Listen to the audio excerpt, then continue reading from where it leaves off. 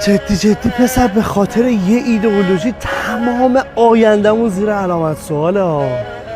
به خاطر فلسطین و غزه و لبنان نصف ایران آباد نشد که هیچ اسمشون میشنون بالا میارن.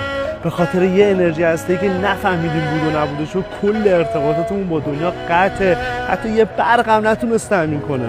به خاطر همه چیزهای طبیعی که همه جای دنیا هست و ما فقط با براش میجنگیدیم خستم. از آوردن کلمه دشمن خستم. به خاطر یه زندگی نرمال داشتن و تحریم نبودن که فقط باید حسرت می‌خوردیم خستم.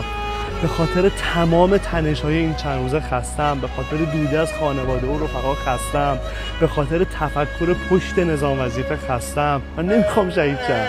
به خاطر همه تفکرات قدیمی و پیرمردی خستم. به خاطر دیدن قیمت دلار و درهم خستم.